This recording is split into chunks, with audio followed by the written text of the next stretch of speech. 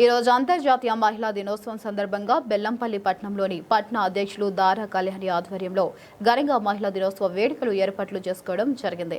ఈ కార్యక్రమానికి ముఖ్య అతిథులుగా మాజీ ఎమ్మెల్యే శ్రీదేవి, మాజీ జిల్లా మహిళా మోర్చా ప్రధాన కార్యదర్శి గోమాస కమల, 10వ వార్డు కౌన్సిలర్గా పోటీ చేసిన సుక్కా సరిత, 11వ వార్డులో కౌన్సిలర్గా పోటీ చేసిన గుర్రం శ్రావణి పాల్గొన్నారు।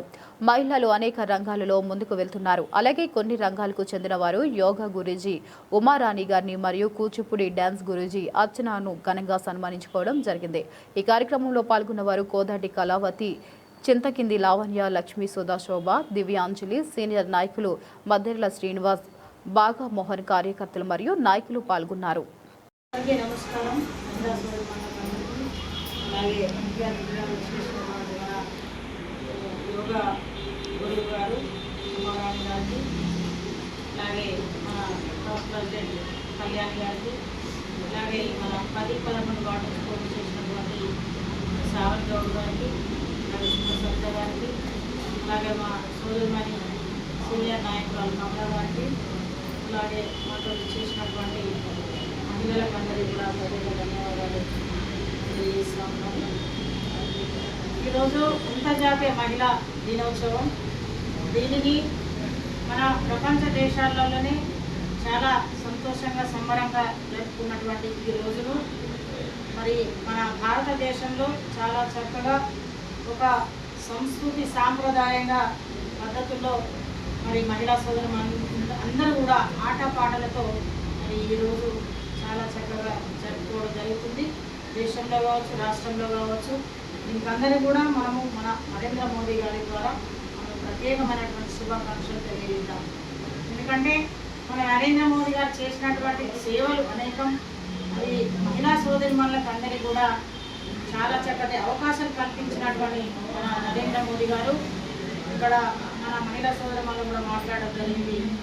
ఎందుకంటే ఒక భారతదేశంలో ఒక సంస్కృతి సాంప్రదాయం ఉన్నటువంటి మన దేశంలో మహిళలు కూడా మరి అదే పద్ధతిలో కొనసాగుతూ ఉన్నారు।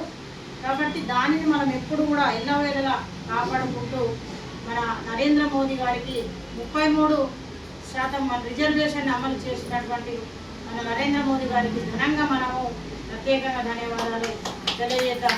ఎందుకంటే మొన్న మన మున్సిపాలిటీలో కావచ్చు, సర్పంచ్ ఎలక్షన్స్లో కావచ్చు 43%ను అమలు చేస్తున్నటువంటి మన కేంద్ర రాష్ట్ర ప్రభుత్వాలు మహిళలకు ఇచ్చినటువంటి అవకాశాన్ని సద్వినియోగం చేసుకోవడం జరిగింది।